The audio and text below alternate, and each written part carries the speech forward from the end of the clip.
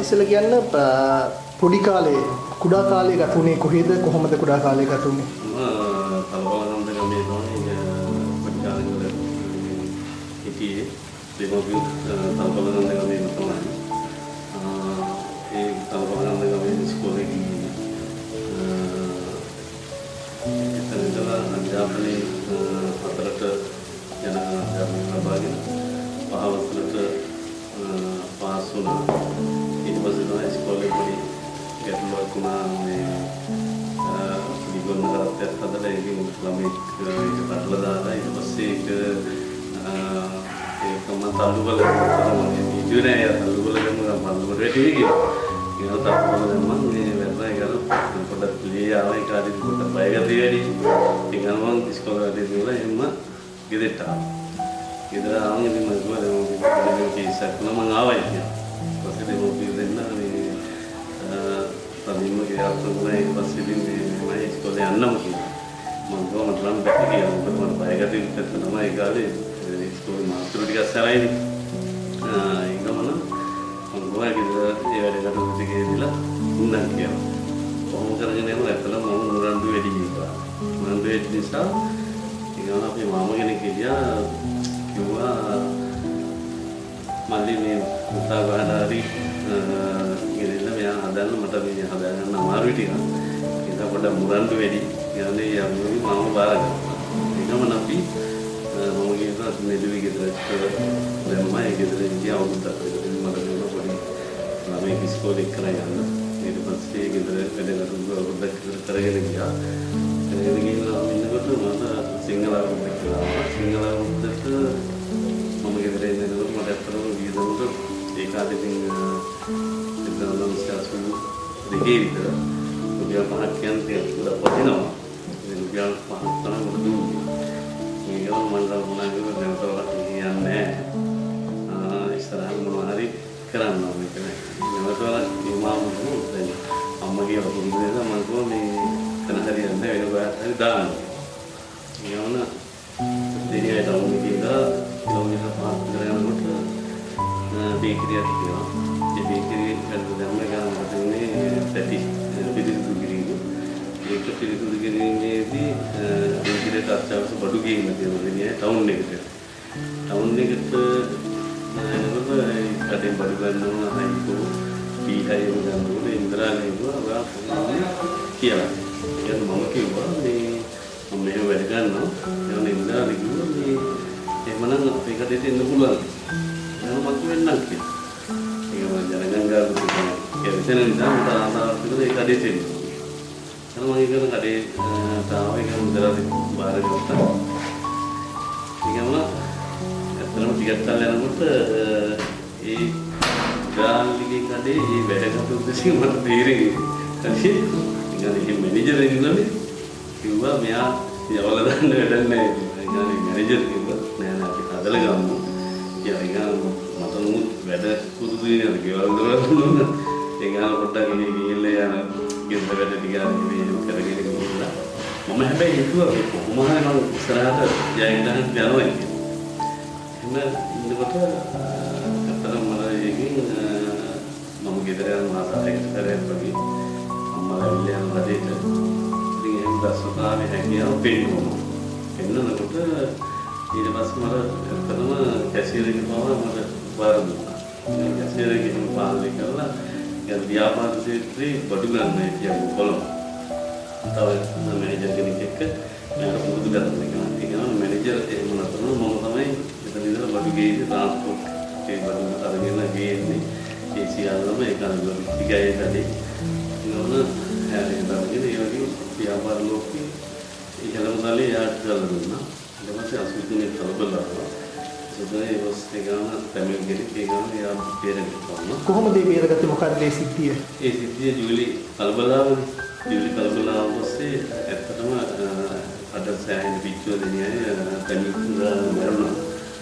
මල්ලා ඉතින් මෙයා මට තේරුණා බේර ගන්න ඕන මම ඒක සෝට් එකකින් ආවා. ඊට කිව්වා මම යා වාහනේ මම ගියා කැලේ පාරක් දාලා වාහනේ පිටත් කළා. එයා අරස් කරගත්ත කැලේ ඉඳගෙන. එන්ද එළිවෙන යාමේ එයා ගෙදරකට යමු කරලා ඊගාල මම බලලා යදී දුන්නා මොකද දෙන්න ඉදමත් කරන්න ඕන දැන් දෙගෙන හරි ඒ ප්‍රශ්න නැහැ අපි මේ යවනේ යාලා කැම්ප් එකට දාන අතර මම ඉතින් කඩේ විච්චුව කඩේ හැදුවා අදලා වෙනද ලෝකේ අපි සම්බන්ධතාවය තියෙන එක ගන්න මම කඩේට බඩු කරනවා ඒනල ඉඳලා දෙන්නේ නැවතව ආයි ව්‍යාපාරي ඉහළ තලයටම ගෙනවා නම් ඊට පස්සේ මම වැඩ කරගෙන යද්දී දැන් මම කඩයක් දාන නැත්නම් ඉඳලා කරන් දෙන්න කියලා කිව්වා එහෙම කරලා යනකොට මම කොහොමද කරන්නේ කඩයක් කරන්න වෙන්නේ කඩේ උඩ කරලා ඒ බිස්නස් එක මගේ බිස්නස් එක ඔක්කොම එකට ආවා. ඊපස්සේ ඉතින් ඒක ගන්නාට යාළුවා මේ ප්‍රශ්නයකට මුහුණ දුන්නා ඒක. ඒ කියන්නේ එතනින් එහාට අපි අතන තනියෙන් ව්‍යාපාර ආරම්භ කරලා කඩසින්න කරනවා වගේ කරගෙන යනකොට ව්‍යාපාරයේ අවුරුදු 26 මගේ කෙනෙක් කෙරුවා. කොයි කාලෙද ව්‍යාපාරයක් පටන් ගත්තේ තමන්ගේ? මගේ කියලා පටන් ගත්තේ 1985. මොකක්ද ව්‍යාපාරය? ව්‍යාපාරයේ ඒ වෙලාවේ සුරුට්ටු දුම්කල බිස්කට් වර්ග, ටොපි වර්ග, සැමයන් ඒව තොගදී. උදාහරණයක් තොගදී ලැබුණා. ඊගාර මම බද්දට ගත්තේ තර ඉස්සරහා කඩයක්. ඊගාර දෙවුණායි. ඒක තමයි පරිප්පු ආර සීන් කියලා ඉස්තර කරන්නේ. ඉතින් මේක තමයි සිල්ලර කිරුවේ නැහැ තොගදී. එහෙම කළා මම බැලුවා දැන් මේක සිල්ලර ව්‍යාපාරයක් කියනවා. මගේ කියලා තව කඩ 4ක් වුණා. අදේ නේද අවුරුදු දෙකක් වෙනවාගේ. අරගෙන ස්ටෝස් එහෙම කළා ඊට පස්සේ මගේ කියලා සිල්ලර තොග ඔක්කොම කියලා ව්‍යාපාරයක් ආරම්භ කළා. ඒකෙන් පාඩුවේ සෑහෙන වර්ගات එතන කිදිලා. ඉතින් මොකද ඇත්තට වාහන 4ක් විදුනේ නැහැ. ඊට පස්සේ මම බිස්කට් තේමා පිටි වර්ග උළු ඒ සියල්ලම බලන වර්ගවලට බෙදන්නේ. මේ පැත්තේ දානකට මොරොක, නිමුල, උරුබොක්ක, දිල්ලවිය, සූර්යකන්ද, පල්ලේගම, පල්ලේගම ඒ පලාතම බඩු බෙදන්නේ. ඉතින් මොකද කරගෙන යනවා මට හිතුණා මේ වෙනදලෝක වෙනස් කරන්න ඕන කියලා හිතනකොට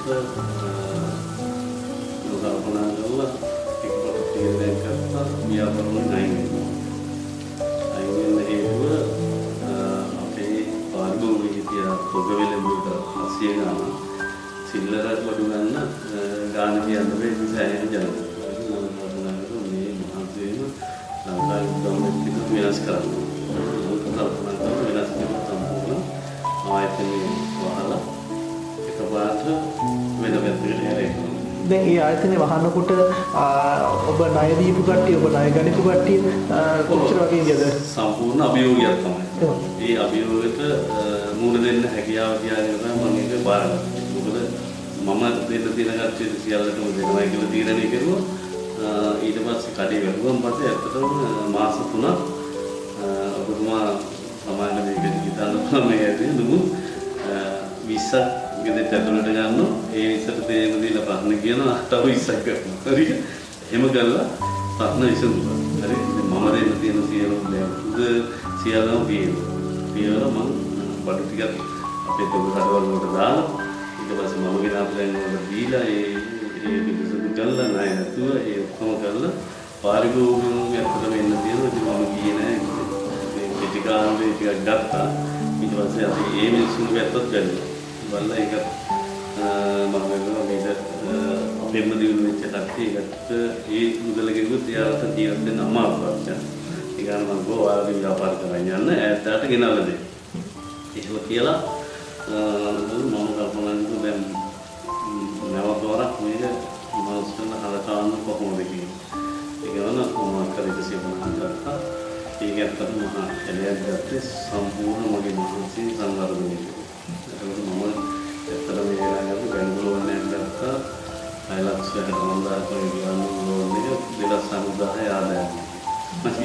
ඉතින් ඒ වෙලාවේදී ආසාවක් තමයි. හරි මම කරනවා තනියම ඇත්තටම මොනවද කියලා බෑ මේක ඉවර වා මුදලද මතකෙද කියන එක ප්‍රශ්නයක් කරා මම හිත දරාගෙන මම වහන්සේ කරනවා. බැංකුව වලින් සල්ලි ගත්තා. සල්ලි අරගෙන ඔක්කොම අතර 75 විතර වැවුවා. ඒක මම ගන්නකොට කිලෝමීටර් 18යි දවස් එක.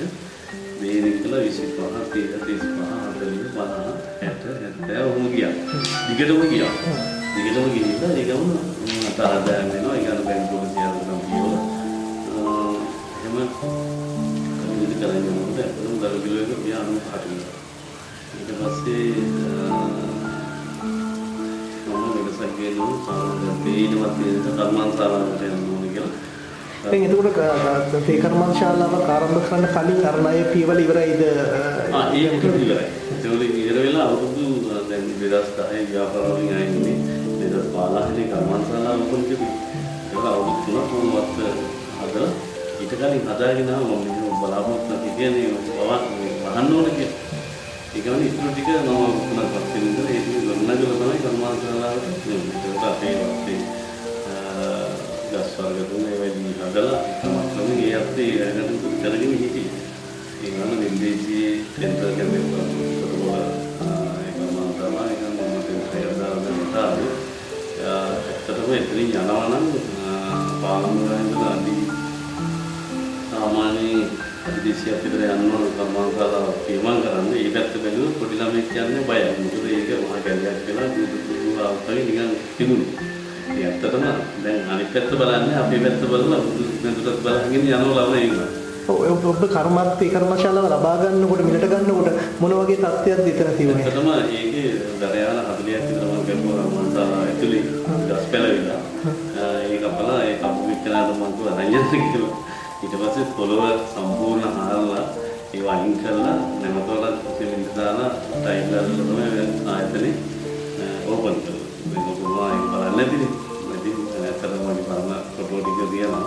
ඒක දැනගatti අපි කලාස්නේ දානවා මම ඉදිරියට අරුත්තේ පෙරමුදත් ඉතින් ඊට පස්සේ ඉතින් කර්මාන්තශාලාව මම කිසිම දෙයක් දන්නේ නැතුව තමයි ඒකෙන් දාන්නේ. මම ඕන දෙයක් මුලින් ඉඳලා ඇවිල්ලා තියෙන්නේ ඕනම දෙයක් මගේම නිර්මාණය කියන එක තමයි මම කිසිකෙනෙක්ගෙන් අහන්නේ. මොකද ඊයන්වත් ඒකට බාධාවක් වෙනවා.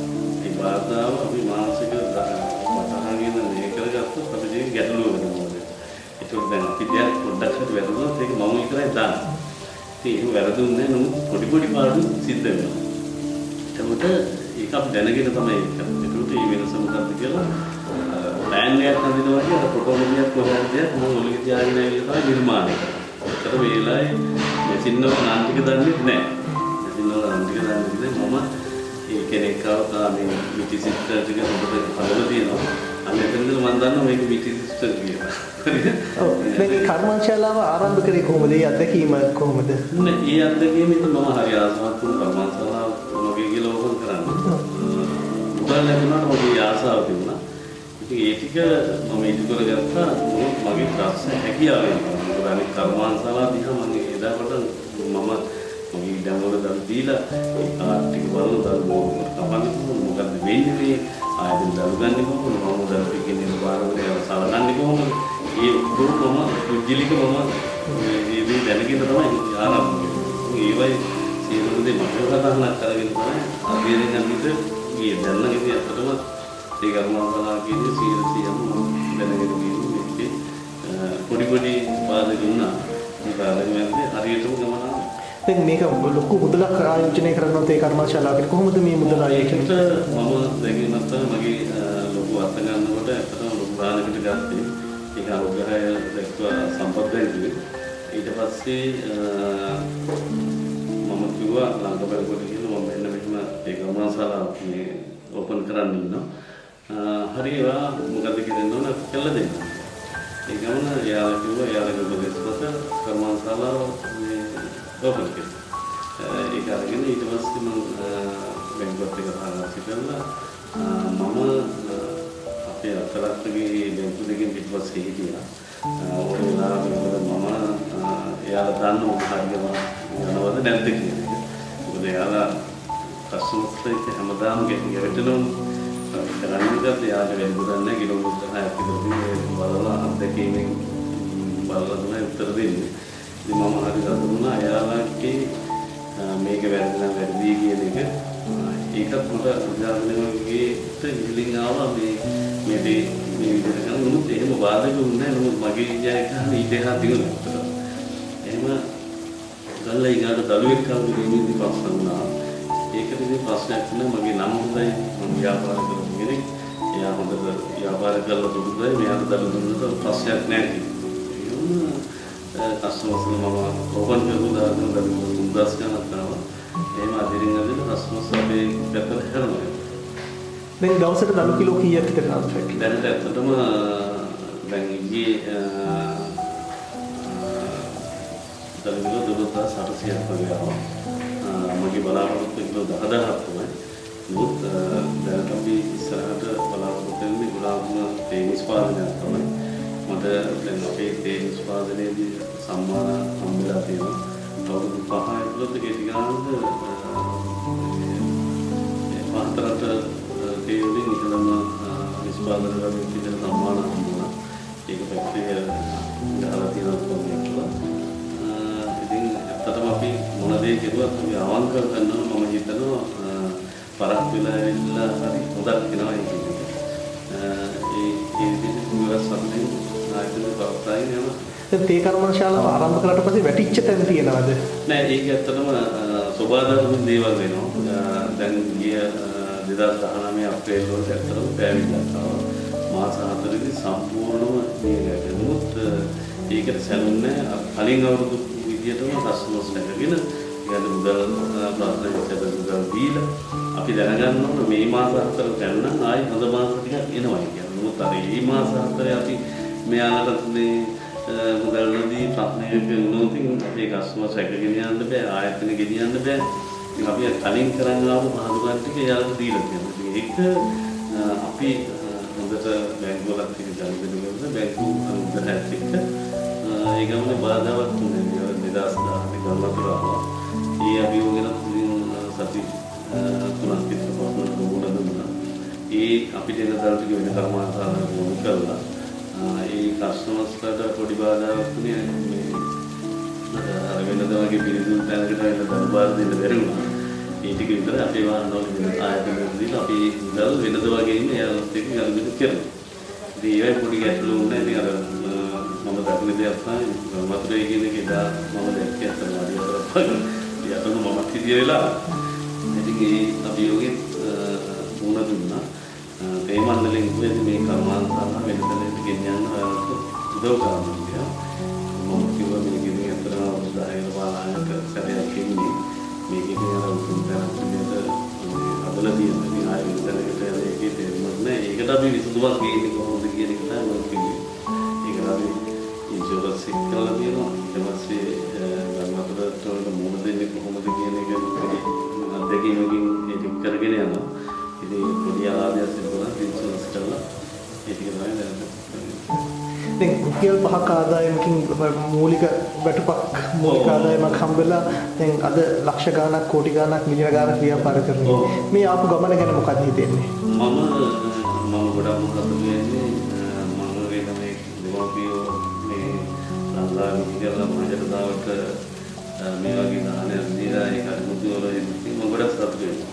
මම 200ක් වගේ පඩියට ඉඳලා ඒකත් හරියට පඩි ලබා ගන්න බැරි ස්ථාවරයක් තිබුණා. ඒ මම එතන ඉඳලා මේ තත්ත්වයට ගෙන ආපු මගේ අතින් කියලා අද 400 විතර පඩි දෙනවා. ඉතින් ඒක තමයි මගේ තත්ත්වයට. ඒක වගේ පුජ්ජිලෙක් මේවා තියනවා මේ කර්මාන්තලා තියෙනවා මේවා තියනවා කියලා මගේ ඒක නෙමෙයි. මම පාරිභෝගිකවන්ට මම පඩි ගන්න හැටි මගේ අතින් පඩි දෙන එක කියලා මගේ මේ ගොඩක් සතුටුයි.